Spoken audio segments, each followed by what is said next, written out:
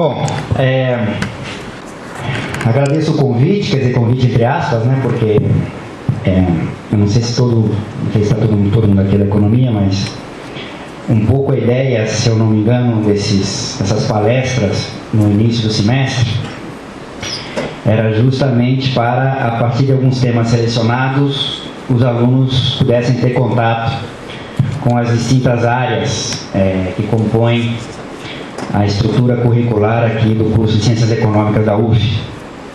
E eu fui o escolhido, por isso um convite entre aspas, para tratar de um tema do ponto de vista de uma área que... a economia da UF é bizarra, né, você sabe? Que só aqui se chama pensamento econômico, PEC. Não é a que vai ser votada hoje lá no Congresso, não.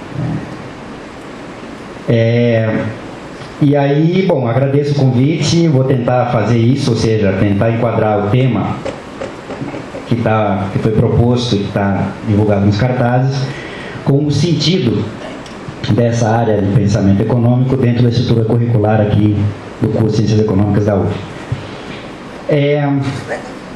Trata-se de uma tarefa inglória, porque o papel do protagonismo do Brasil na integração da América Latina é um tema que pode ser tratado do ponto de vista de qualquer área, inclusive métodos quantitativos, da estrutura curricular aqui do curso de Economia da UF.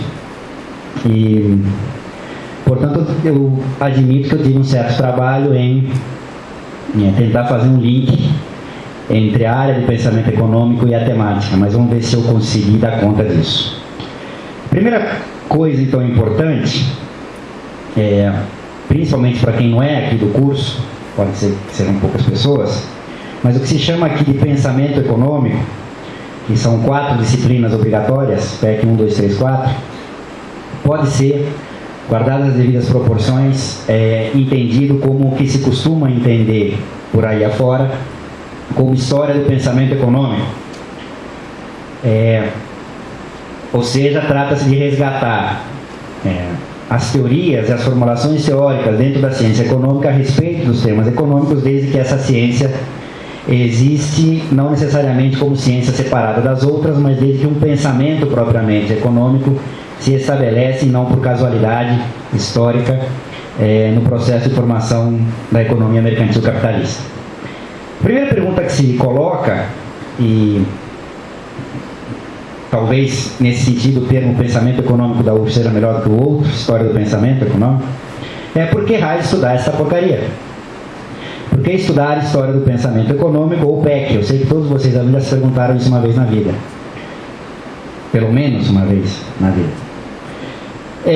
E aí aqui eu vou começar pela negativa, o que não é, ou o que não deveria ser o pensamento econômico ou o estudo da área pensamento econômico. Primeiro que o próprio termo história do pensamento econômico, dependendo da forma como você diz, da entonação, pode soar pejorativo, no sentido que se trata de história, com E, uma historinha. Teve um povo lá que pensou sobre temas econômicos em algum momento. Ou seja, se teve alguma validade ou teve naquele momento, não tem mais. Portanto, trata-se de teorias mortas. E no melhor dos casos, portanto, estudar a história do pensamento econômico fornece ao aluno meramente uma ilustração econômica, uma certa cultura econômica, de onde a ciência nasceu, mas certamente de onde ela não está hoje. Assim é como a área mais ou menos entendida nos meios tradicionais ortodoxos. Saindo da negativa, ou seja, da forma enviesada como se costuma entender essa área da história do pensamento econômico, eu costumo me contrapor a isso de uma maneira extremamente radical, que aliás é característica individual minha, tentando, e vou fazer a afirmação categórica, e aí virem-se aqueles que não acreditarem em mim, tirando raríssimas, mas muito raras mesmo, exceções, e as que existem são muito mais de linguagem do que propriamente de proposições teóricas, a teoria econômica é a mesma desde o século XIX. Sem tirar nem pôr. Vocês se surpreenderiam com tratamentos teóricos, e não só do século XIX, mas também do século XVIII, por exemplo, a respeito de temáticas que você lendo fala, porra, isso aí é justamente o que eu estava vendo do teórico lá.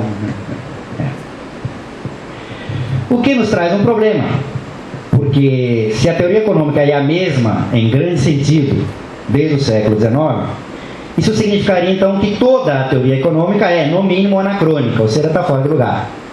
É uma teoria que foi pensada, construída para explicar uma certa época histórica, e como nós não vivemos mais nessa época histórica, a teoria econômica não está mais relacionada ou está completamente fora de esquadro do ponto de vista da atualidade histórica, anacrônica.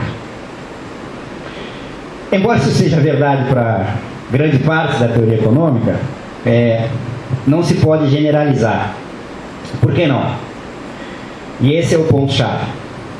Porque gostemos ou não, e com todas as especificidades históricas e momentos conjunturais históricos, nós ainda continuamos vivendo numa economia mercantil capitalista que tem as suas características, tem a sua natureza, tem as suas legalidades, umas mais desenvolvidas, outras menos desenvolvidas, apareceram algumas novas que não é que não existiam, mas estavam em potência e se desenrolaram com o passar do tempo. E, portanto, se eu tenho teorias econômicas que procuram explicar o entendimento dessa sociedade capitalista desde lá até agora, algo elas têm a dizer, inclusive, sobre o momento que nós vivemos atual. Por que isso é importante? Porque se é assim, isso significa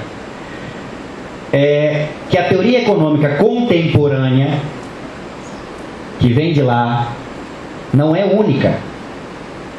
Existem diferentes interpretações teóricas ao longo da história do pensamento econômico que redundam, em maior ou menor grau, em diferentes interpretações teóricas sobre os mesmos acontecimentos sociais e econômicos contemporâneos.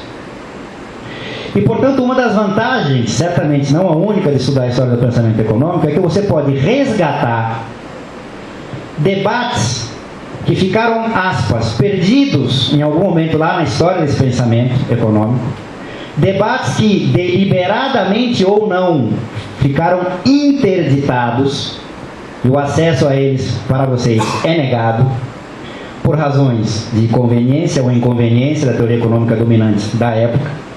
E aqui eu poderia ficar 3 horas falando de debates interditados que foram deliberadamente interditados. Vou citar apenas 2. E nem gosto muito deles, não. Um deles é o famoso, para quem conhece, os mais antigos, Cambridge versus Cambridge. Como é que pode alguém brigar contra si mesmo? Não, tem Cambridge na Inglaterra e tem Cambridge nos Estados Unidos, sobre a famosa discussão de como é que se mede capital. E da sequência teórica. Para medir capital, eu tenho que determinar a taxa de lucro, mas a taxa de lucro se define sobre o capital. Então fica o cachorro correndo atrás do rabo. Que do ponto de vista teórico, eu acho que, do ponto de vista meramente teórico, Cambridge, Inglaterra, os chamados heterodoxos, na verdade os raffianos, o ricardianos, que não é economista, não precisa entender disso, levaram a melhor. O que a economia dominante fez? Simplesmente jogou para debaixo do tapete e esse debate não existiu. E não existiu, porque ninguém fala mais dele, ficou lá perdido na história. E como o neo-ricardiano hoje em dia é meia dúzia de 2, alguns deles aqui no Rio de Janeiro, ficou esquecido, não? Ficou perdido nessa história do pensamento. Outro debate famoso é o famoso debate entre os socialistas, defensores do planejamento econômico, versus os liberais ou neoliberais, defensores da regulação mercantil da alocação de recursos. Um debate que envolveu, sei lá, do primeiro time, Oscar Lange e afins, são economistas lá na primeira metade do século XX, trabalhavam em economias do bloco socialista, que demonstraram que a melhor maneira de você chegar num resultado de equilíbrio geral walrasiano, aquele neoclássico, não é pelo mercado, mas a figura do leiloeiro walrasiano nada mais é do que um ditador benevolente, ou seja, um Estado centralizado. Eles estavam querendo dizer burocratizado, soviético, etc, etc. E, portanto, a defesa do livre mercado pelos neoliberais não condizia com o equilíbrio geral walrasiano, que era a pedra angular da teoria neoclássica que eles defendiam até aquele momento. Estou falando rápido só para ilustrar, tá? De novo, debate completamente interditado. Esse debate foi teve consequências tão dramáticas que um sujeito chamado Hayek, não sei se vocês conhecem, que até aquele momento era árduo defensor da teoria neoclássica e árduo defensor do livre mercado, quando se deu conta que não dava para defender os dois ao mesmo tempo, portanto tinha que optar por um, o que ele fez? Optou pela defesa do livre mercado e abandonou a teoria neoclássica. E aí, a partir daí, alguns começaram a achar que o Hayek era heterodoxo, tolinhos. Enfim. Aqui eu poderia ficar 3 horas falando de debates interditados, que fazem parte da história do pensamento econômico, que não é que morreram porque deixaram de ter sentido para a atualidade. Simplesmente foram esquecidos e interditados porque são incômodos. São incômodos para a teoria econômica dominante.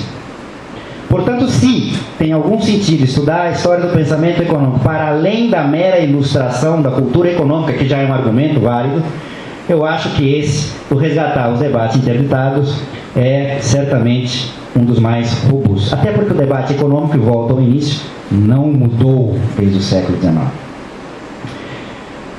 Termina esse preâmbulo dizendo o seguinte: se tem diferentes teorias econômicas e algumas delas contrapostas, opostas sobre o mesmo fato, sempre os alunos nos perguntam, mas quem é que tem razão?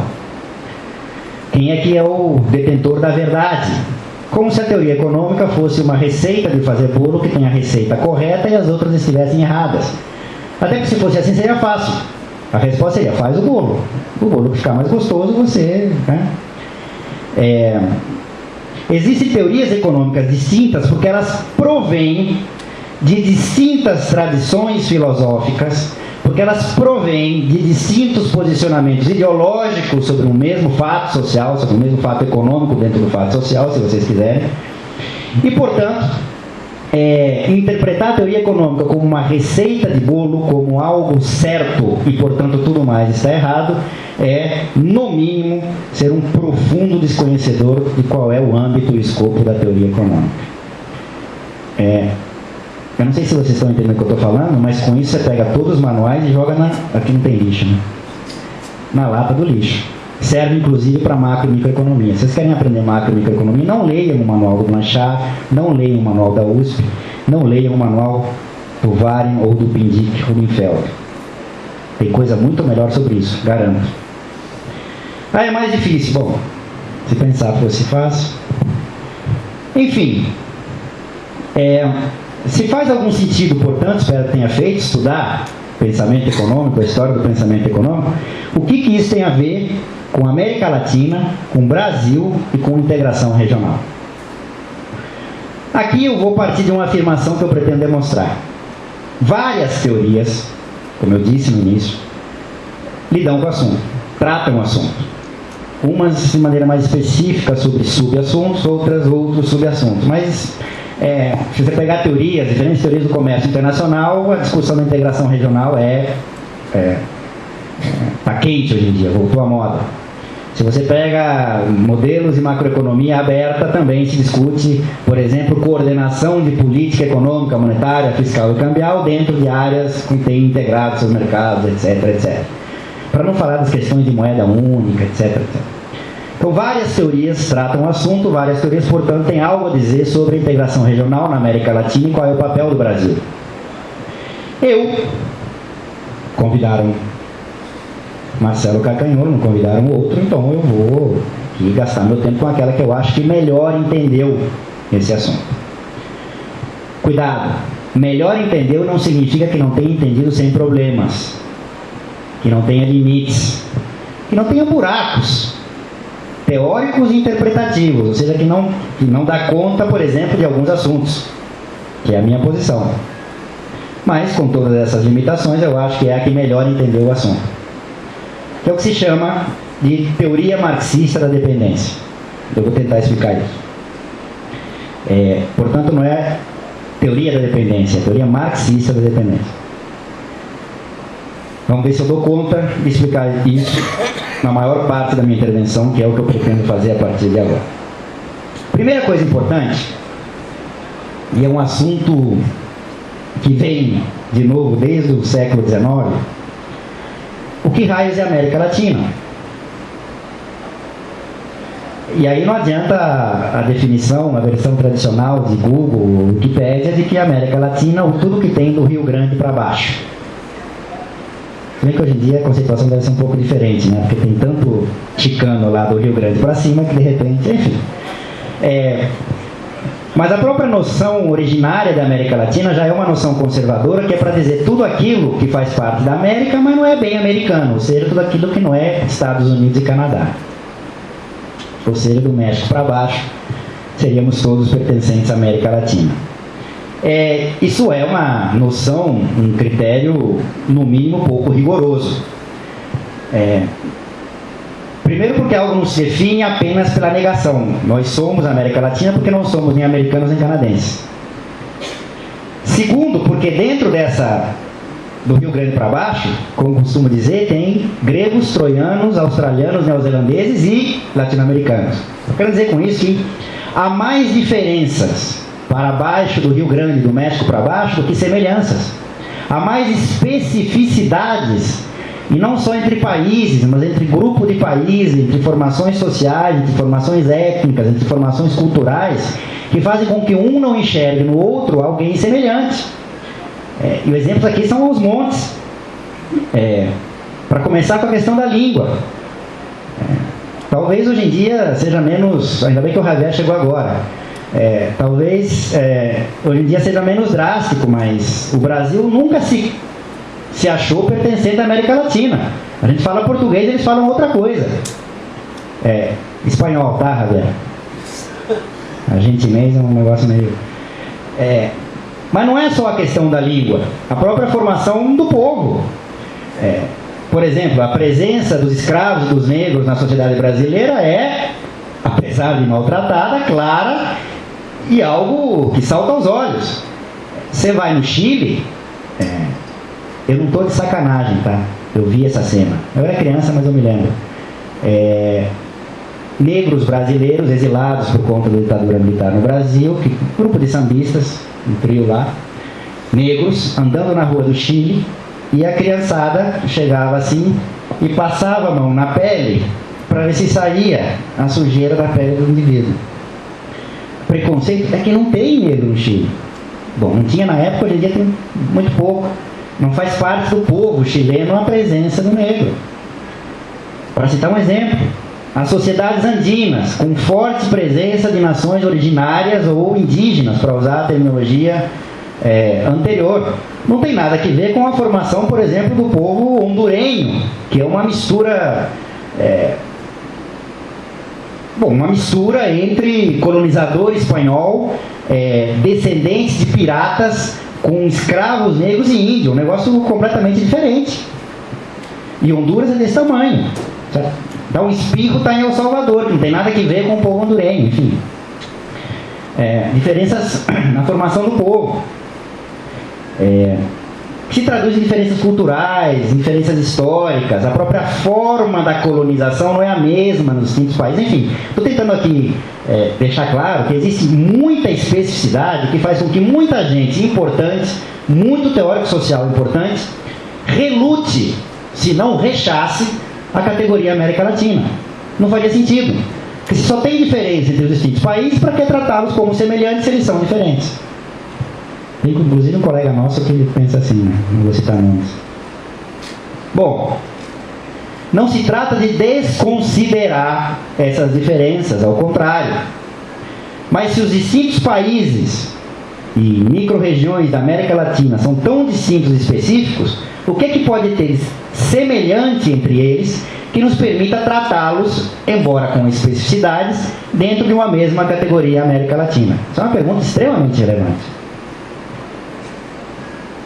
O José Aricó fez essa pergunta e teve várias respostas ao longo da vida por razões políticas, justamente porque as perspectivas políticas diferenciadas influenciam diferenciadas perspectivas teóricas. José Aricó é um teórico social importante argentino, enfim, deveria ser melhor estudado. A resposta para isso, no meu entender, na verdade não no meu entender, mas na teoria marxista da dependência, é que o que há de semelhante nessas sociedades, nessas economias, apesar de suas especificidades, é que elas têm, dentro da economia mundial capitalista, um mesmo caráter. Todas elas são dependentes, vou explicar melhor isso, dentro de uma economia mundial capitalista. Umas mais, outras menos. Vou falar disso depois. Não é a mesma coisa Brasil, que, para citar o exemplo já citado, Honduras. É a mesma coisa México que Haiti, embora a diferença já tenha sido muito maior. Enfim, mas todas elas se inserem, inclusive no seu processo de formação histórica, enquanto nações, estados nacionais específicos, de uma condição de dependência frente à lógica de acumulação mundial capitalista. Muito bem, nota de rodapé. Essa não chega a ser uma hipótese, mas essa chave de leitura no trabalho desses teóricos, digamos assim, criou alguns problemas quando ela nasce nos anos 60 do século passado, na virada para os anos 70. O primeiro problema é o seguinte: mas espera aí, mas é possível pensar outras regiões do planeta que também são dependentes? África, regiões da Ásia, algumas regiões da Europa. Se é assim, e o critério é a dependência para tratar os países da América Latina enquanto América Latina, nós temos que ampliar esse espectro de economia e de sociedade em algo mais amplo e incluir as economias das sociedades africanas, algumas da Ásia, algumas da Europa, etc., que acabou redundando no famigerado, hoje em dia não com muita força, movimento terceiro mundista, não me lembro muito bem o nome do troço, mas enfim, é só uma nota de rodapé, tá? Lembre-se que eu falei que a teoria marxista da dependência não é sem problemas, não é sem limites, não é sem buracos. Esse é um deles, como lidar com essa questão. Existem outras economias também dependentes, mas que estão fora da nossa região, portanto com um grau de especificidade muito maior ainda em relação ao que haveria de semelhante entre a gente. Fecha a nota de rodapé. Nota de rodapé é um recurso literário que a gente usa para dizer: eu sei que tem um problema, mas não quero resolver. Tá? Bom, o que caracteriza a dependência? Para ser extremamente sintético, porque eu não tenho muito tempo. Aliás, seria bom deixar um tempo para perguntas e respostas, não é só falar filosófico. E aí sou eu, portanto, com as limitações do que eu posso fazer, com os problemas do que eu fiz. Eu entendo, e tem debates internos, tá? Tem brigas entre os próprios teóricos da dependência e mesmo entre os teóricos marxistas da dependência. Mas apesar dessas brigas, eu entendo a dependência, do ponto de vista marxista, a partir da articulação, não é mero elencar essas características, mas da articulação de 5 componentes, 5 características. Percebam, eu vou frisar isso. O mais importante aqui não é identificar cada uma das 5, mas a relação articulada que cada uma dessas 5 tem uma com a outra, que eu vou fazer depois. Primeiro eu vou elencá-las.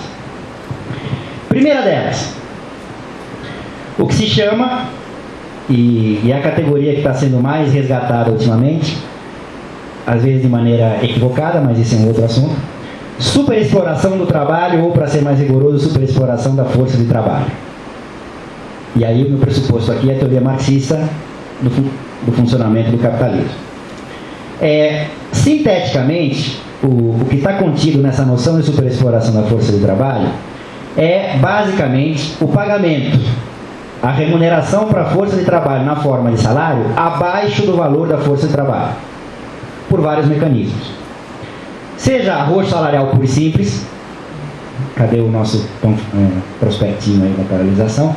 Seja arroz salarial puro e simples, ou combinado, por exemplo, até com algum aumento de salário, mas algum aumento de salário que seja não na mesma proporção do aumento, ou da jornada de trabalho, 2, ou da intensidade do trabalho nessa jornada. Ou seja, não se trata apenas de arroz salarial, pode até ter aumento de salário, mas um aumento de salário que não compense o aumento da jornada de trabalho e o aumento da intensidade do trabalho. O que nos permite, inclusive, entender o novo desenvolvimentismo, mas isso, se vocês quiserem, eu falo na hora das perguntas. Segundo componente, e aqui talvez isso aqui esteja o maior problema, talvez eu precise gastar mais tempo aqui explicando.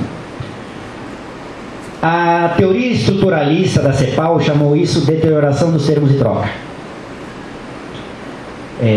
que sinteticamente pode ser expresso por uma tendência de médio e longo prazo para a qual eu tenho uma redução de um preço relativo chave para essas economias latino-americanas. Que preço relativo é esse? No numerador está o preço dos produtos que nós produzimos e exportamos para fora da nossa região. No denominador está o preço dos produtos que nós não produzimos, portanto somos obrigados a comprar nas economias de fora da região e, portanto, que nós importamos.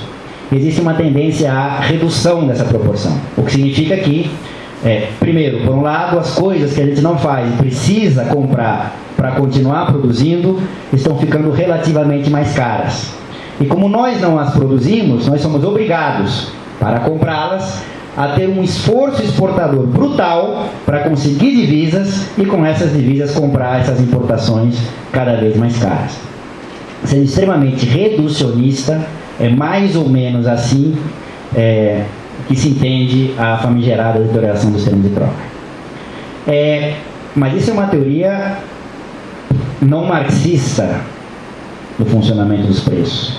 E esses caras são marxistas. Como é que eles entendem isso? Eles entendem, inclusive, com outra nomenclatura. Do meu ponto de vista, também equivocada. Porque, na verdade, é a nomenclatura ricardiana, não marxista. É o que se chama troca desigual. Não vou entrar no tema, senão aqui são mais 2 horas. O que importa aqui é o sentido disso, independente do nome. Ou, melhor, para além do nome, não é que não tem importância o nome. O que se quer dizer aqui é o seguinte, para ir para o ponto. Existe uma não aderência, está faltando a palavra, uma não correspondência, achei a palavra, necessária entre o processo de produção de valor e o processo de apropriação de valor. Explico.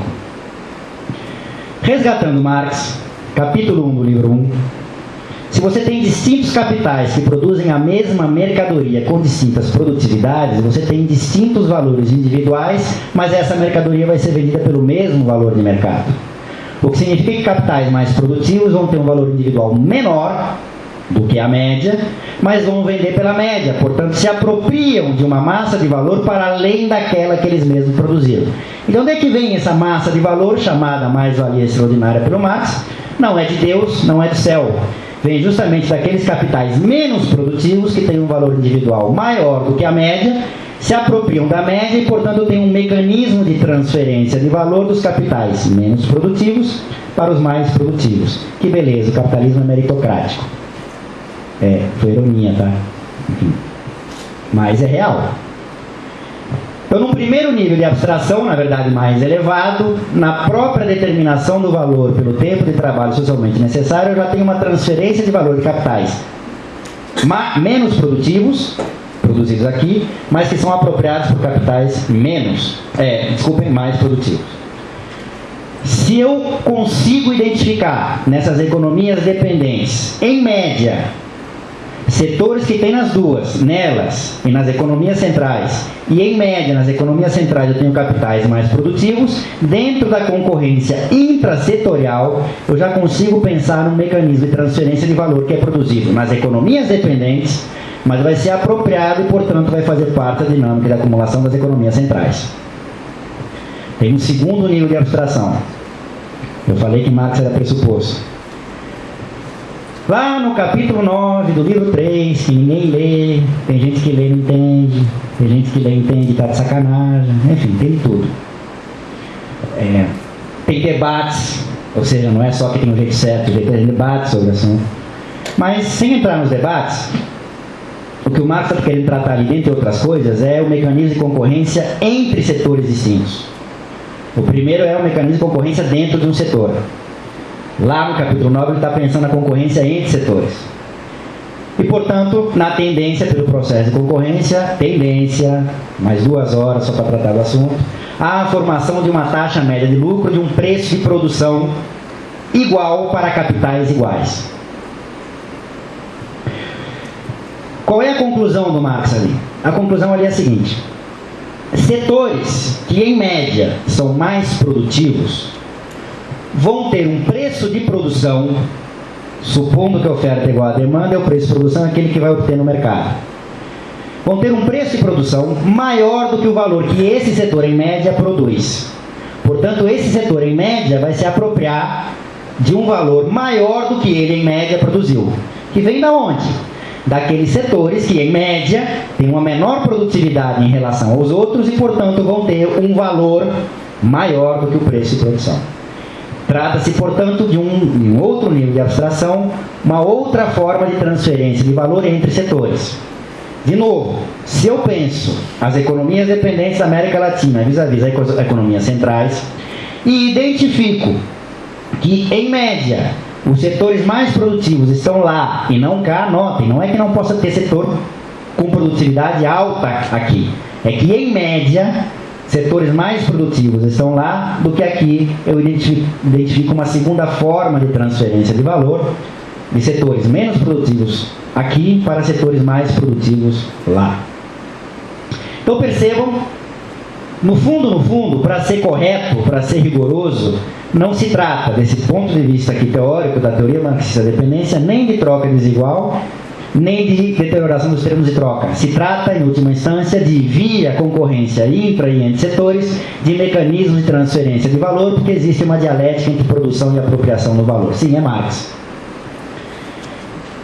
E aí, vocês viram que eu gastei esse tempo todo para falar da segunda característica. Primeira, superexploração da força de trabalho. Segunda, transferência de valor, troca desigual, e aí os nomes variam. Terceira característica, transferência de valor também, mas sob outras formas, que não do ponto de vista do comércio internacional, da concorrência de capitais. E aqui, para usar uma linguagem de contabilidade social ou macroeconomia, trata-se mais do outro componente do saldo em transações correntes. Trata-se de pagamento de juros de dívida externa, transferência de lucros e dividendos dado o capital externo produtivo que está nessas economias. Trata-se de pagamento de royalties, de fretes, etc, etc. Pagamento de serviços e pagamento de serviços da dívida e serviços de capital e serviços de fato. Percebam que se trata também de pagamentos, portanto transferências de valor que são produzidas, valores que são produzidos nessas economias, mas que não vão fazer parte da dinâmica de acumulação daqui, mas vão fazer parte da dinâmica de acumulação dos países centrais. Quarto componente, uma distribuição regressiva, portanto concentração, de renda e riqueza. É que renda e riqueza não são a mesma coisa. Renda é fluxo, riqueza é estoque. Renda é isso que vocês conhecem: salário, lucros, aluguéis, juros. Lembraram de contabilidade social? Pois é. Ou macro zero, sei lá como é que chama aqui. Fluxo nesse sentido, que para você obter isso, a cada novo período você tem que fazer aquilo que te dá aquele fluxo. Se você ganha salário, você tem que trabalhar. Se você não trabalhar no mês seguinte, você não vai ter salário, salvo raríssimas exceções. Não vamos entrar aqui e falar nessas coisas, né? Riqueza é estoque, riqueza é patrimônio. Ou seja, significa que se você não fizer nada com aquele patrimônio, nem dilapidá-lo, e se você não fizer nada no próximo período, lá ele estará. Não sei se... É claro que há uma relação entre fluxo e estoque, entre renda e riqueza. Quanto mais eu ganho renda, mais eu posso acumular no estoque patrimônio, desde que eu não gaste tudo aquilo que eu ganho. Quanto mais eu tenho de patrimônio, estoque, menos eu preciso viver de fluxo, de renda. Eu posso dilapidar o patrimônio até morrer. Quem pensou no ciclo de vida de Modigliani não pensou errado. Enfim. Mas o que esses caras estão dizendo é que existe, né, nessas economias uma distribuição regressiva, portanto uma alta concentração da renda e do patrimônio, da propriedade dos ativos, da riqueza. Quinto componente, e último: todos os problemas sociais com os quais nós estamos cansados de conviver.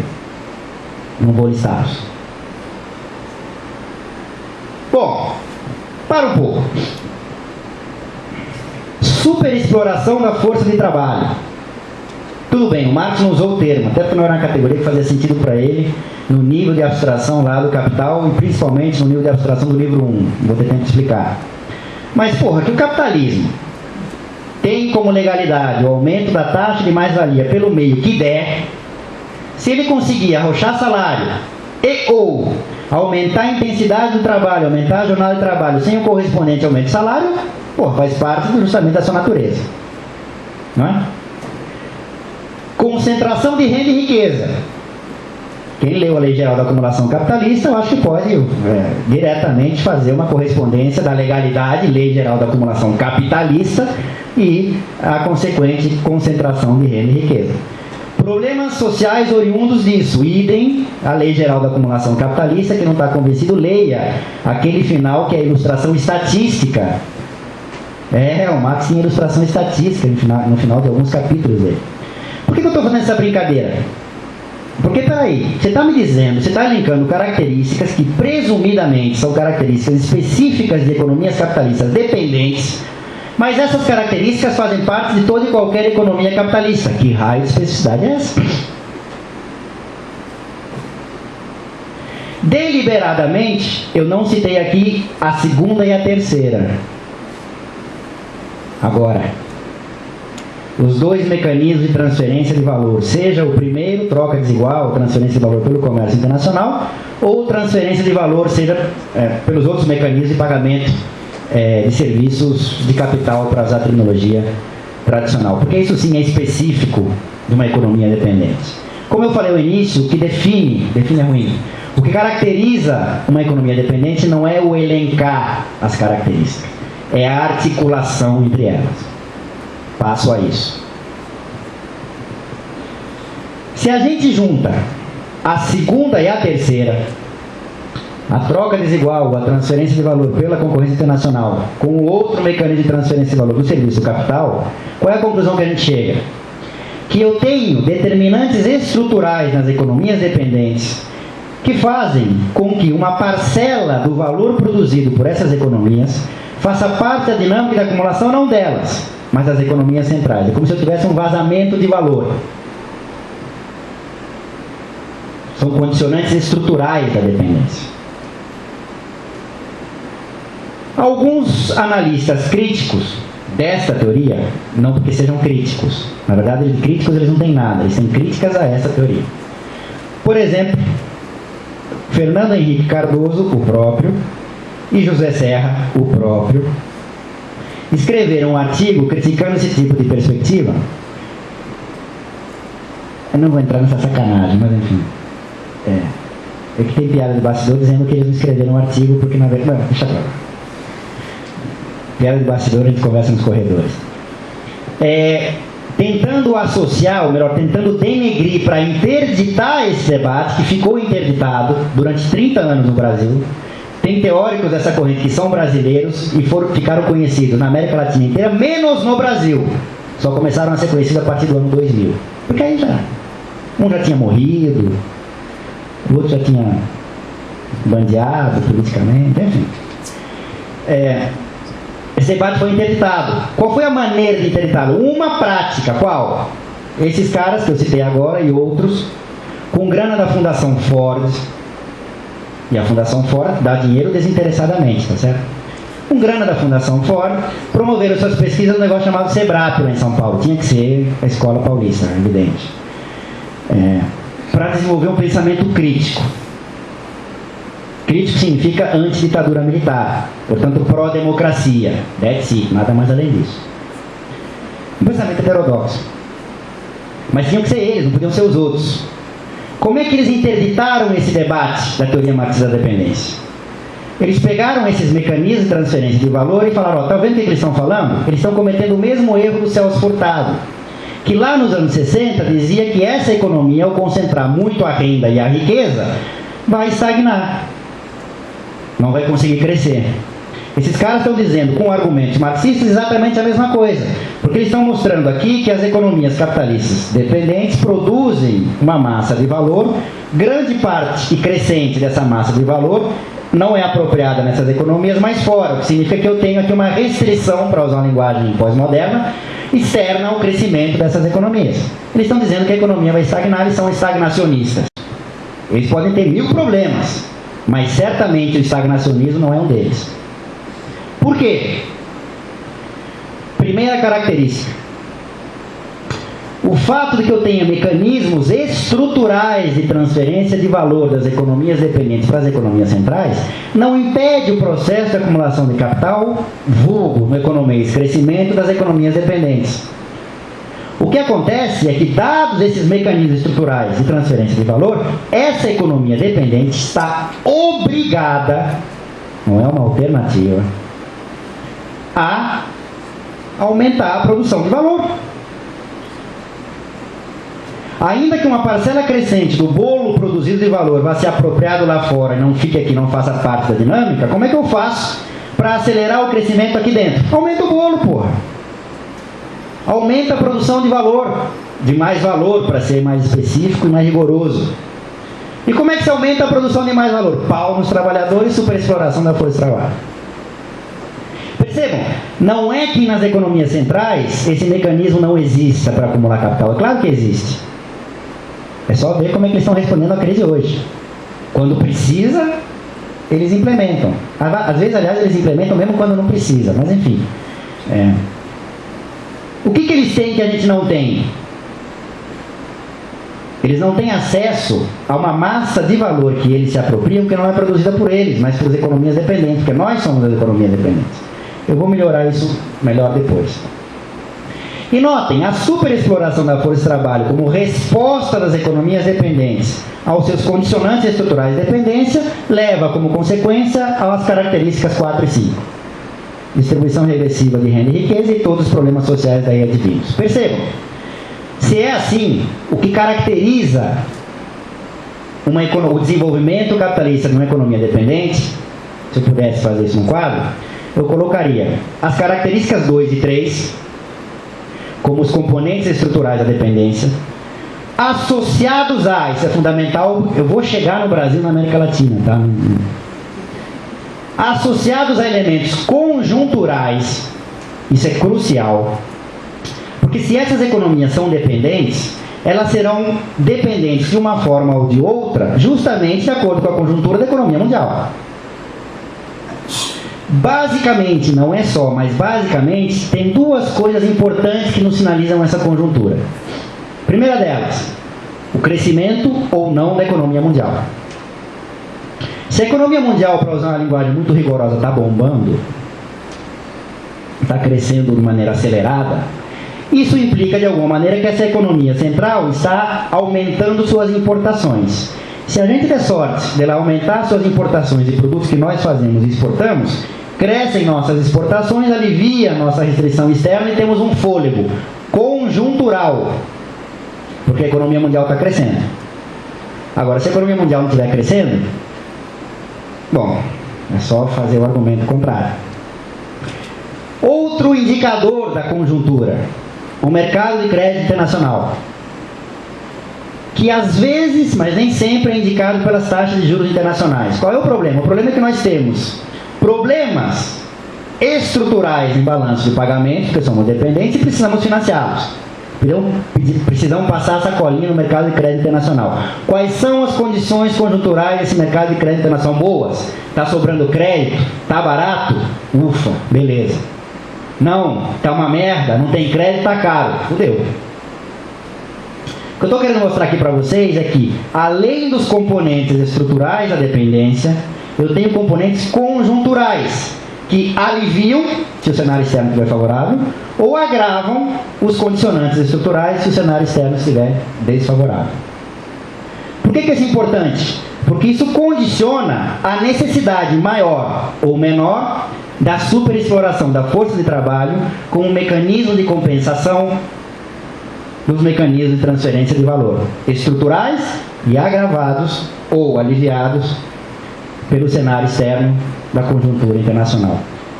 Fez sentido, não? Se não, fodeu, porque aí eu vou ter que falar tudo de novo. Enfim, se isso faz algum sentido, vou pressupor que faz, podemos entender a dependência contemporânea. Aqui vou parar um pouquinho pelo seguinte.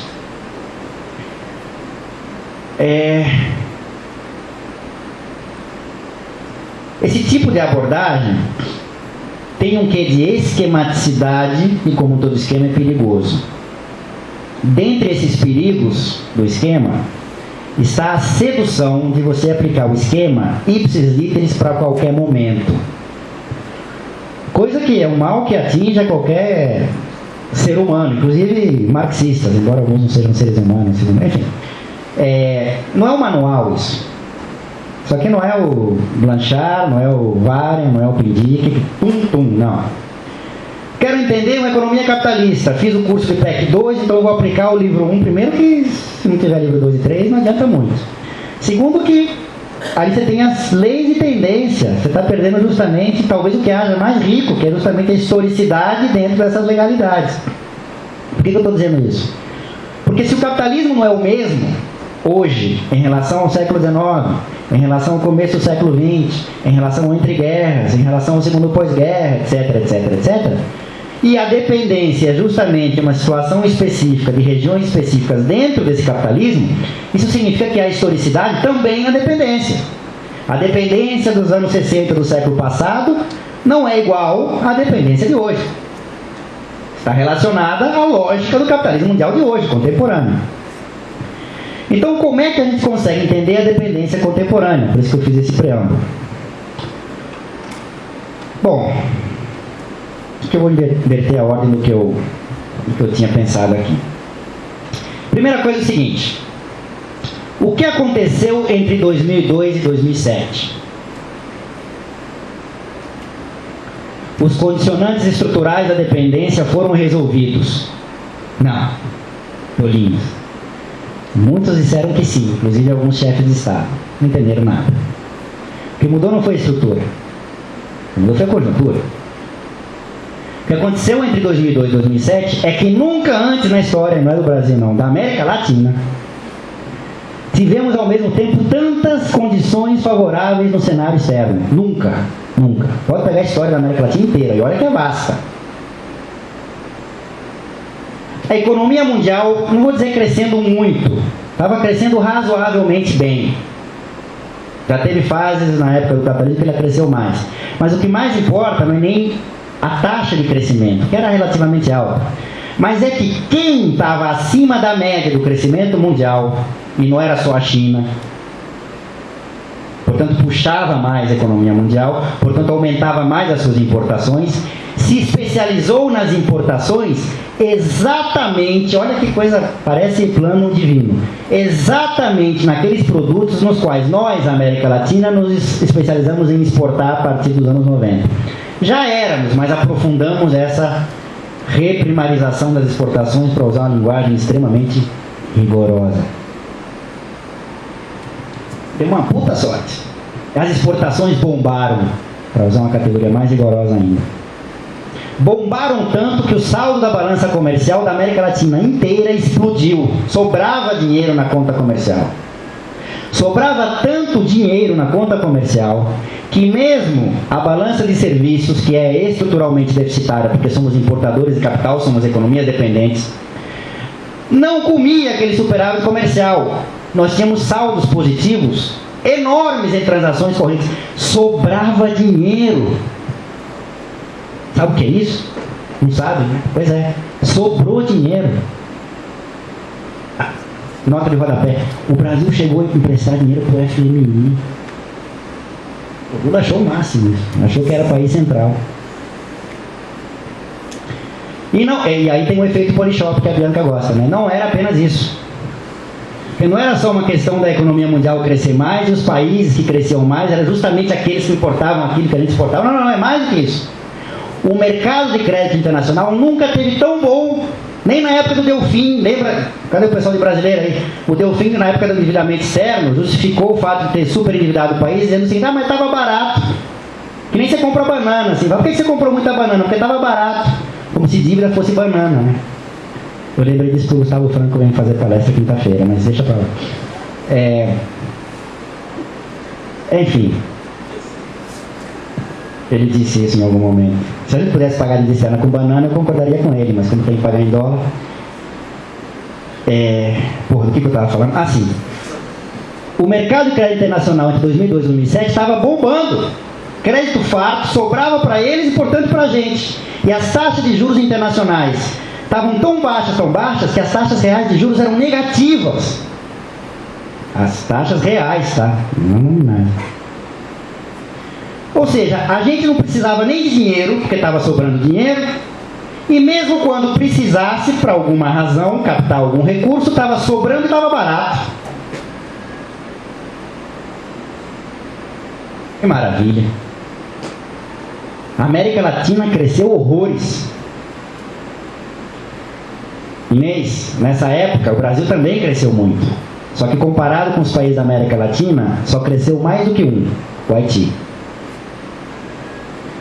Então, cuidado com a economia brasileira. Bom, perdemos para Honduras, para El Salvador, para Bolívia, para Paraguai, viemos do Haiti, porra, Brasil.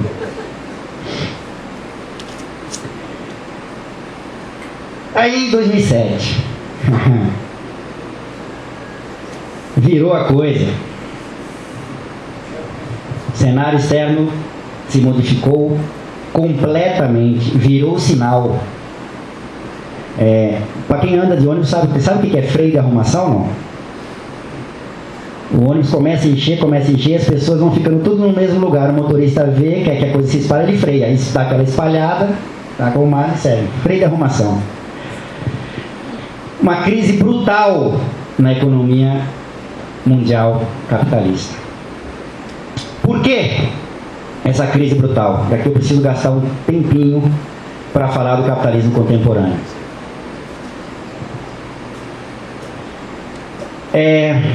O capitalismo contemporâneo pode ser entendido a partir das respostas que o próprio capitalismo mundial construiu para a sua última grande crise. A crise da virada dos anos 60 do século passado para os anos 70. Tem várias coisas aí, tá? Temas para palestras específicas para cada uma delas. Reestruturação produtiva, a chegada e hegemonização, não só ideológica, mas na prática de políticas neoliberais, de abertura, desregulamentação, liberalização, etc, etc.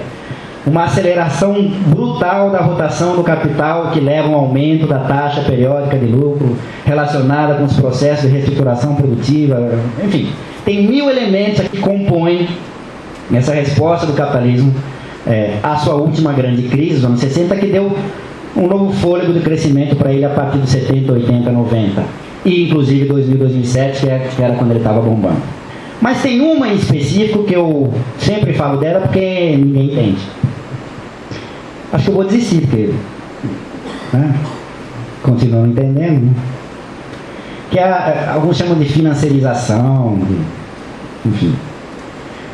O crescimento e expansão de mercados financeiros criados e ou aprofundados a partir dos anos 70, que permitem que a massa de capital que estava sobrando na crise dos anos 60 encontre espaços de valorização e a partir daí a economia capitalista consiga algum fôlego, para dizer de maneira sintética. Do ponto de vista de Marx, a noção de capital financeiro, eu vou fazer uma afirmação forte. Conforme ela é trabalhada normalmente, é irrelevante. Mais atrapalha que ajuda. Podemos conversar sobre isso depois. Não é porque o Marx seja mãe de Ná, pai galo, é que eu não sei qual é o vidente da moda. Sempre tem um vidente da moda. Eu estou olhando para você, não é porque você seja vidente, mas é que a gente tinha esses papos na aula. E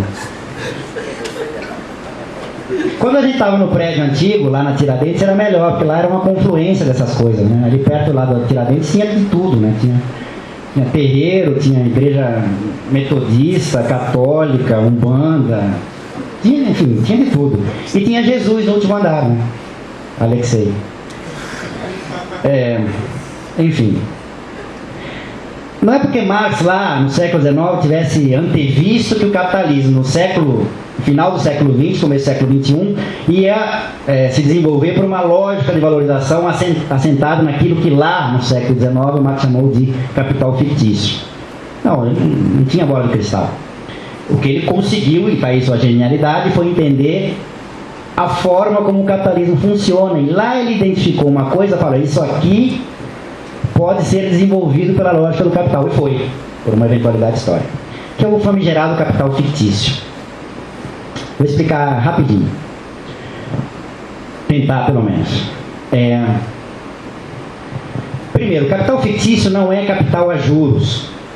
O capital a juros é um crédito, eu vou pensar só no crédito de capital, empresta uma determinada, eu sou proprietário de R$100, empresto R$100 para algum cara qualquer que queira esses R$100, ele pega esses R$100, o cara tenha feito lá o curso de empreendedorismo no Senai, portanto ele vai implementar, contratou a opção júnior, implementou o processo produtivo dele, deu certo, nem sempre acontece, consegue no final 110, paga meus 100, me dá 5 e ainda sobra 5 para ele.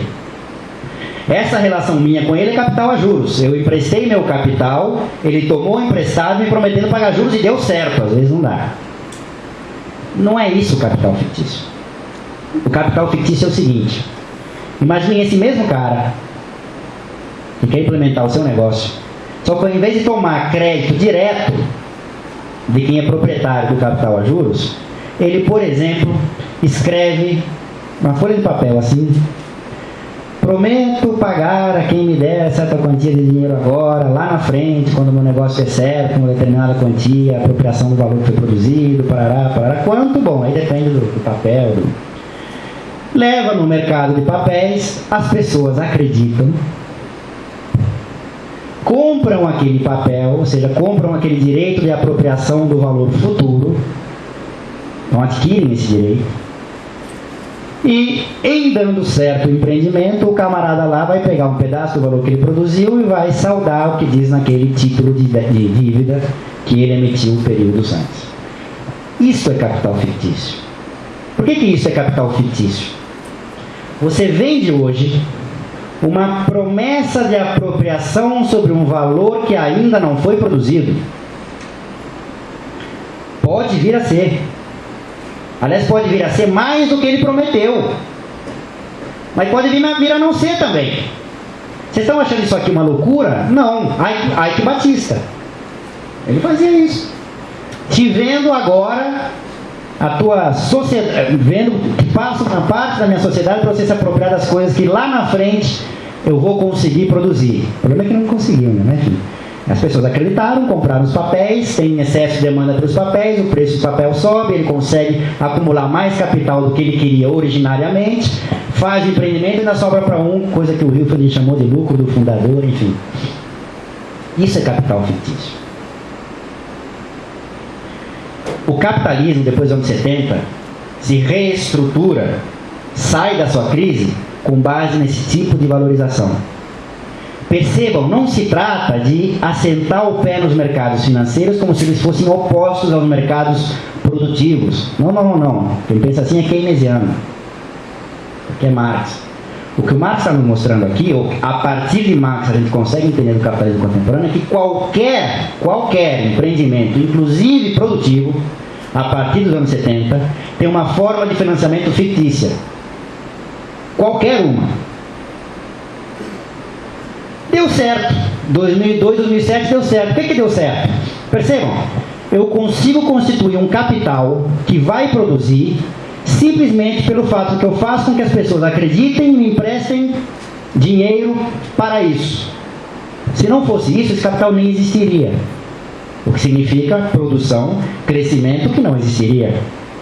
Para além disso, se eu ficasse esperando reservar o meu mísero salário, um dinheiro que eu conseguisse a cada período para juntar o montante necessário para conseguir implementar o que eu estou querendo, esse negócio ia sair na minha terceira vida se eu for espírita e der certo, e enfim. Percebam que antecipa-se um empreendimento produtivo, uma produção de capital, portanto diminui-se o tempo de rotação do capital, portanto aumenta a taxa anual de lucro, lá segundo mais, enfim, aumenta a taxa de acumulação no capital. O capital fictício, ao contrário do que os keynesianos, ou alguns deles pensam, não é meramente algo maligno, rapina. Não, é funcional para o capitalismo. Enquanto essa funcionalidade preponderou, ninguém reclamava de mercado financeiro, nem keynesiano. Nem trabalhador reclamava, né? Porque tinha um dinheiro, sobrava, botava na poupança ou em algum título de renda e ficava torcendo para o William Bonner no Jornal Nacional dizer que a taxa de juros daquele tinha subido, né? Porque era proprietário daquilo. Que se isso ia implicar depois em redução de emprego, ele ia perder o emprego dele, nem se preocupava na hora, porque ele era proprietário de capital. Trabalhador se achava proprietário de capital. Olha que coisa. Deu certo. O problema é que tem a funcionalidade e tem a disfuncionalidade, para inventar uma palavra. Por quê? O que você está fazendo na prática? Você está vendendo meramente direito a participar do banquete. Mas esse capital diretamente não participa da produção do banquete. É como se você ampliasse... Funcionou o R hoje? Não, né? Enfim, talvez o exemplo seja bom então. É como se você triplicasse a venda de entradas para comer no RU e o volume de comida seja o mesmo. Acho que vai dar problema, né? Acho que não vai ter para todo mundo. É a mesma coisa aqui. Só que aqui você está jogando sempre para frente. Não, espera que vai ter, aí dá 1h30, 2 horas, espera que vai ter, 3 horas, 3h30, espera que já chega a janta e até agora almoço nada. Espera que vai ter, na hora que você começa a desconfiar que não vai ter, o que você faz? Você tenta entrar de qualquer jeito naquele RU para conseguir o teu, como é que é? Farinha pouca, meu pirão primeiro?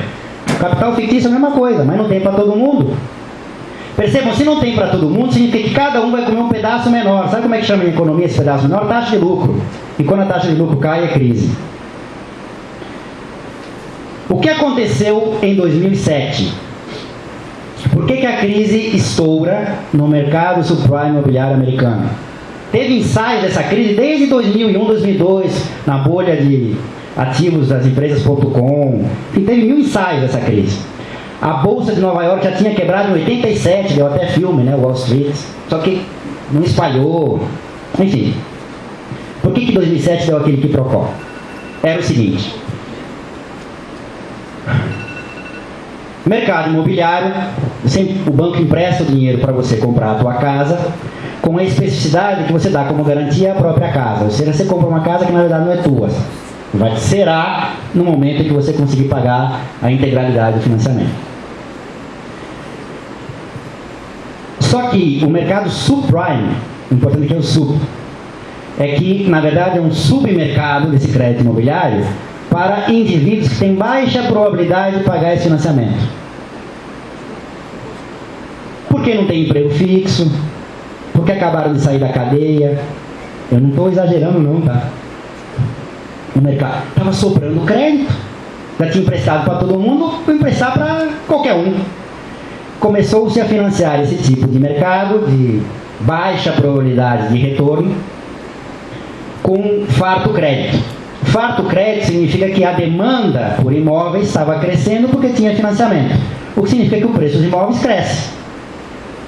Então aquele indivíduo que tinha tomado emprestado um determinado valor e tinha dado a casa como garantia, o preço da casa está subindo.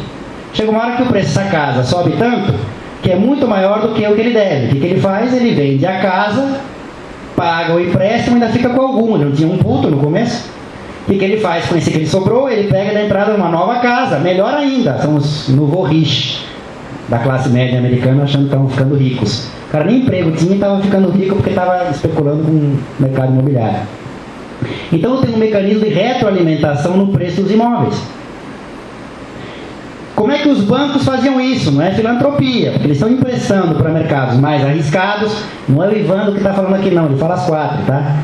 Eles estão emprestando para mercados mais arriscados, eles precisam financiar isso, precisam cobrir de alguma maneira. O que eles fazem? Vão captar recursos em outros locais. Como é que se dava esse contrato? Esse contrato é o tal do papelzinho. Você pegou o emprestado de mim, eu banco, tanto, e me dá a tua casa como garantia. Está aqui. Então você vai pagar isso até sei lá quando, e se lá naquele momento você não me pagou, esse papel me dá direito a me apropriar daquela casa que você acha que é tua. Beleza? Beleza. O que o banco faz para financiar essas posições dele? Ele pega esse papelzinho e vai vender no mercado secundário.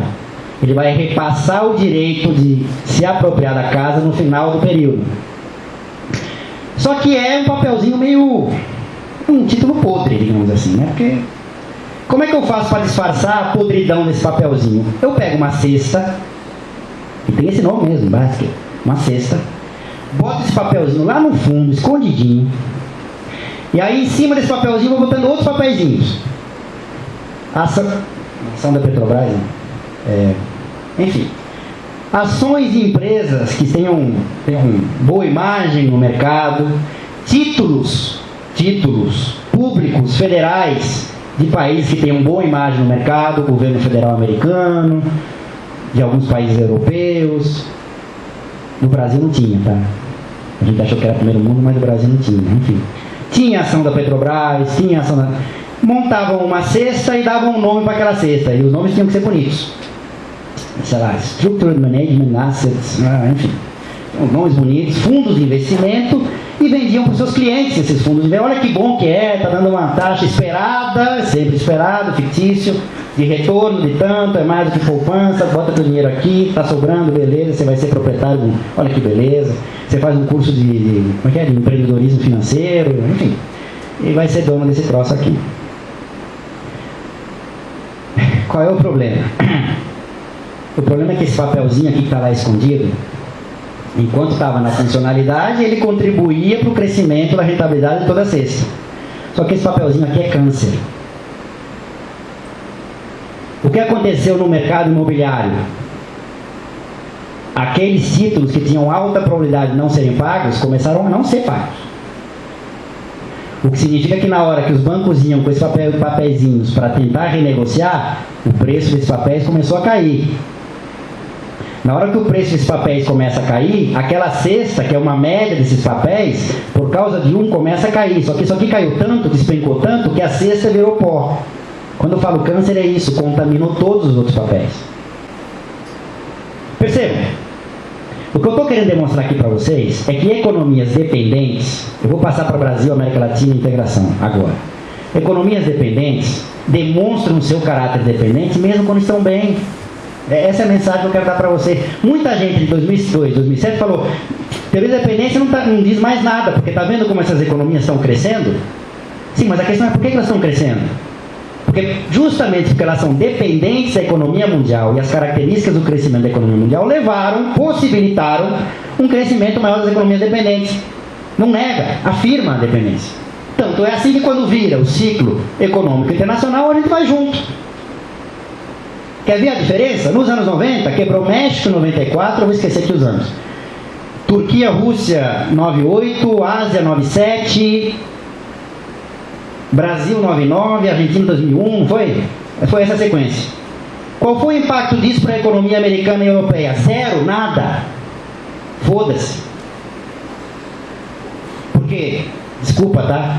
Mas México, países asiáticos, lá, os tais tigres asiáticos, Rússia, Turquia, Brasil, Argentina, no mundo é nada. Tem a menor relevância. Mas quando quebra nos Estados Unidos e na Europa, aí não é marolinha não. Marolinha é quando nós quebramos em relação a eles, mas quando eles quebram em relação a eles, não é marolinha não. Bom, mudou o cenário. O que isso tem a ver com integração no Brasil? Vou começar pelo Brasil. O Brasil tem esses mesmos componentes aqui da dependência.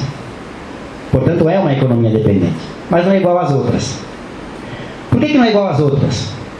Porque por conta do processo histórico, sócio-histórico, de constituição da sua economia, que tem a ver também com a divisão internacional do trabalho, com interesses geopolíticos, inclusive das economias centrais, o Brasil, a partir de algum momento, passou a atrair muito capital externo, inclusive produtivo. O que significa que determinadas etapas, certamente não as mais avançadas, dos processos de produção foram internalizados na economia brasileira, de alguns setores, parcos, mas de alguns setores, o que faz com que a produtividade média da economia brasileira, a partir daí, numa linguagem marxista, com que a composição orgânica do capital da economia brasileira, a partir daí, cresça mais em relação aos nossos pares da América Latina. O que significa que capitais, cuidado, não brasileiros, mas desde o Brasil, passassem a produzir mercadorias com maior produtividade e comercializar com países vizinhos. Só que esse comércio, seja na concorrência dentro do setor, se produz a mesma coisa nesses outros países, ou na concorrência entre setores, porque nós somos em média, nós não, mas porque os capitais que aqui estão são em média mais produtivos do que os outros, implicam também mecanismos de transferência de valor de lá para cá. Percebam que com isso o Brasil consegue replicar numa escala extremamente reduzida, tá? Extremamente reduzida, os mecanismos de transferência de valor que caracterizam a relação entre economias centrais e economias dependentes. Portanto, eu tenho a economia brasileira dependente, mas eu tenho economias outras na América Latina mais dependentes do que nós e, de alguma maneira, de acordo com esses mecanismos de transferência de valor, dependentes em relação à nossa. Por isso, e só por isso não, é que alguns autores começaram a utilizar a categoria de subimperialismo para a economia brasileira. Cuidado! O maiúsculo aqui é o S, não o I. Ou seja, o Brasil é mais sub que imperialista. Porque também é, não, grande potência, não. Pra frente Brasil, não. Nem no futebol mais. É sub, tá? Uma coisinha desse tamanho, assim, frente aos mecanismos de transferência. E tem mais, os mecanismos de transferência de valor daqui para os países centrais não se modificaram. Ao contrário, foram aprofundados durante o período da estratégia neoliberal de desenvolvimento. O que significava que valores que vinham das economias de lá para cá não ficaram aqui, foram para lá. E aliás, por uma razão muito simples, os capitais que se apropriam disso são brasileiros. Mesmo quando são brasileiros, e eu não estou nem falando de Petrobras, porque Petrobras é brasileira, como se como sabe, né? Para usar a linguagem colonizada. Porque de quem são as ações da Petrobras? Ah, não, mas tem empresas brasileiras lá, por exemplo, as construtoras. Começa pelo nome, né, das famílias. Odebrecht, um nome bem brasileiro. Né? Como é que era o nome daquele lá do Johan Peter? Bem brasileiro. Gerdau. Porra, brasileiro pra caralho. Mas não importa o sobrenome. Enfim, Brasil é feito de imigrantes, eles podem ter vindo e, né? Aí, onde é que está o dinheiro desses caras? Viu o negócio do HSBC agora? Onde é que está? Pois é, não está aqui não. Está lá. Enfim. Então, tudo isso para ressaltar que é mais S, sub, do que imperialista. Bom. Integração regional. Integração regional não é novidade. Vem desde daquela época em que começou a se falar de América Latina. A noção de América Latina dos Estados Unidos era justamente para transformarmos no seu quintal. Era a doutrina Monroe. Não vou aqui dar aula de história da América Latina, enfim. Que nós somos quintal deles é uma coisa que vem desde o século XIX, até antes. 18, na verdade, né? Mas é algo que se acentua no segundo pós-guerra, porque na Guerra Fria, bloco capitalista, bloco socialista, mal chamado, nome é ruim, mas enfim, a briga era tão grande que uma das formas deles brigarem entre eles era fazer o seguinte: olha, o meu sistema é tão melhor que o teu, que mesmo aquilo que é ruim no meu sistema é melhor que o teu. Explico. Mesmo as economias que fazem parte do meu bloco, piores, leia-se, nós, são melhores do que as economias que são piores dentro do teu bloco. Eu estou querendo mostrar para vocês que o desenvolvimentismo na América Latina, que foi implementado no segundo pós-guerra, não foi uma casualidade histórica ter sido no segundo pós-guerra. Por que será que o desenvolvimentismo morreu justamente quando acaba a Guerra Fria? É uma casualidade histórica. Não precisa mais mostrar para o outro que o meu quintal é melhor que o dele. Foda-se meu quintal. Enfim, nos fudemos. Vocês acham que o desenvolvimentismo é uma conquista nossa? Porra, nós temos uma autonomia. Tolinhos. Enfim. O Vitor já foi embora, não quer brigar comigo. Então a integração vem desde lá. Só que percebam, integração regional, ela está umbilicalmente ligada à estratégia de desenvolvimento hegemônica da época. Então você teve experiências de integração regional mais alternativas, teve durante o período de prevalecência do desenvolvimentismo. Teve algum, não deu muitos frutos não, mas enfim, tem algumas histórias mais pacíficas, enfim. região andina. Entramos na fase neoliberal após anos 70. A partir daí, principalmente 80 e 90, a partir daí, integração regional era abertura de mercados, Mercosul e por aí vai. Era a lógica neoliberal.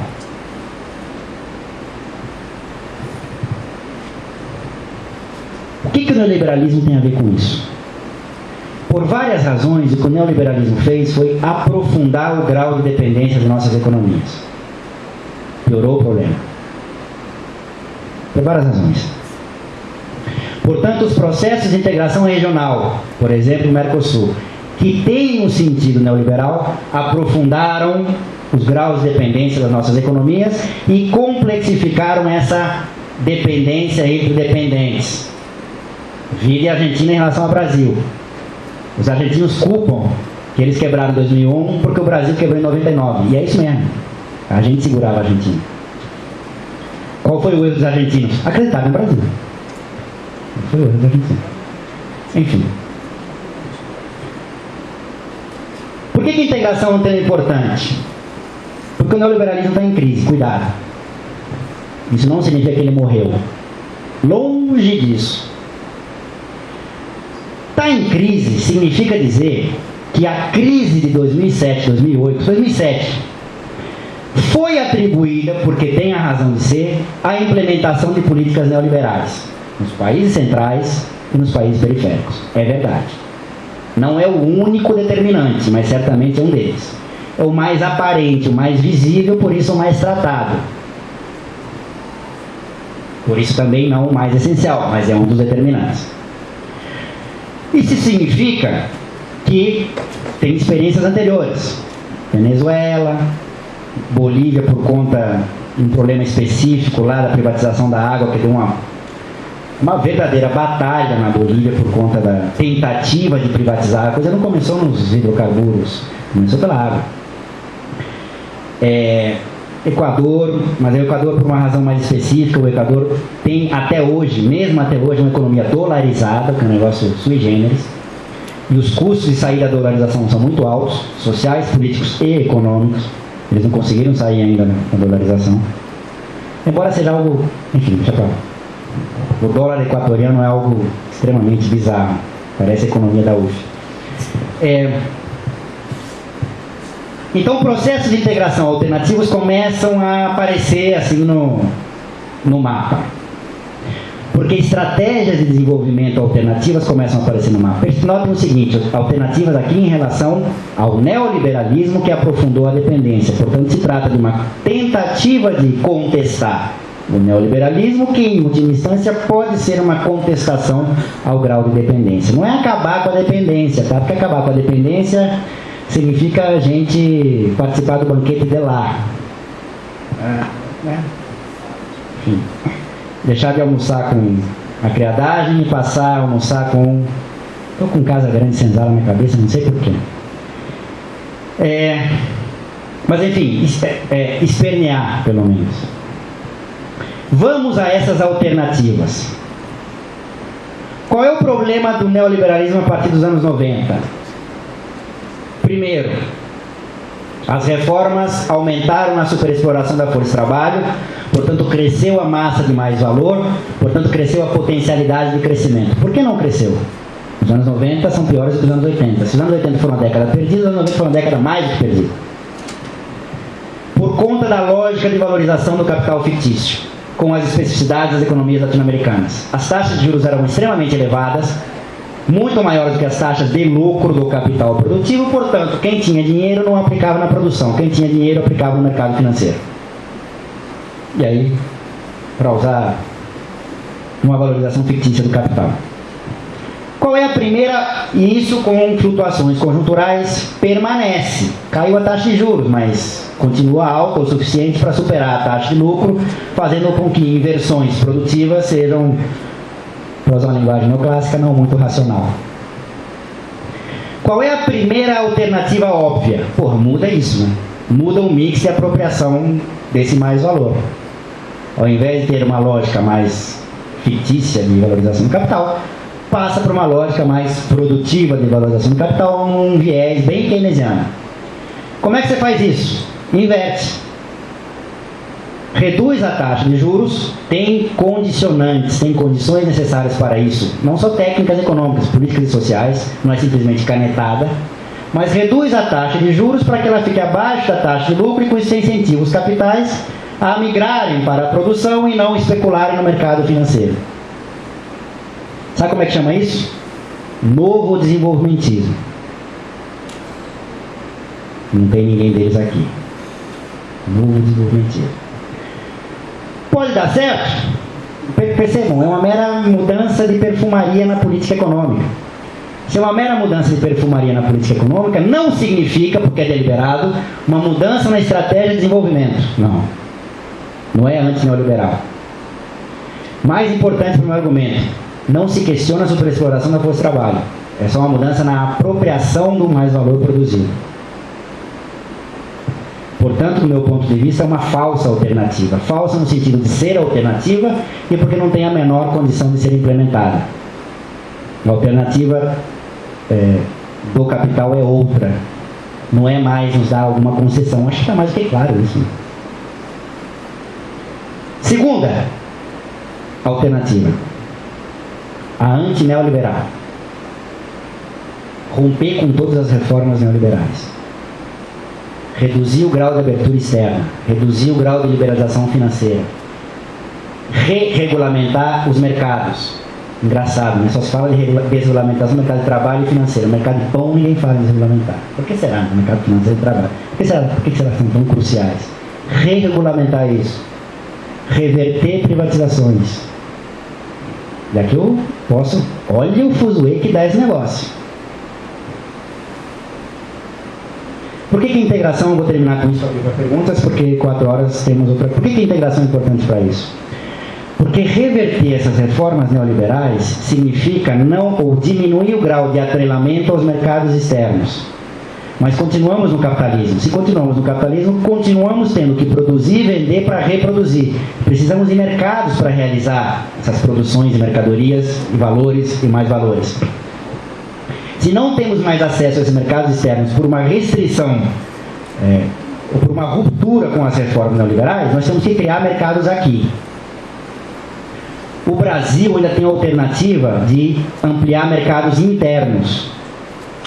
Bolívia não tem essa alternativa. Paraguai não tem essa alternativa. Não vou nem falar de Guiana e Suriname.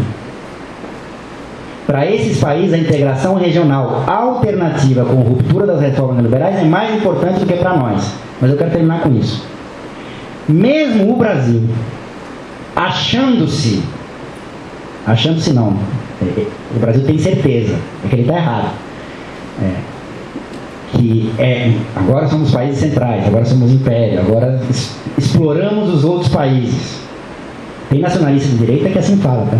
As esquerdas ficam com vergonha de dizer isso. Mas mesmo aquela fase acabou, tá? Lembra aquela fase que tinha mecanismo de transferência de valor da Bolívia, do Paraguai, do Equador, da Argentina para a gente? Acabou. Acabou. Nem sub mais imperialistas somos. Voltamos à condição dependente que sempre nos caracterizou. A única coisa que nos mantém ainda como subimperialistas, e termino com isso para vir para perguntas, é que o subimperialismo não é o imperialismo, portanto o subimperialismo não é só uma categoria econômica. Ela tem outros traços. O BNDES não está mais financiando tanto capitais a partir do Brasil nessas regiões, por uma razão muito simples, não tem mais dinheiro para isso. Então a parte econômica mingou, mas a parte militar continua. Nós continuamos liderando as forças de paz da ONU no Haiti. E forças de paz também é ironia, tá? Muito obrigado.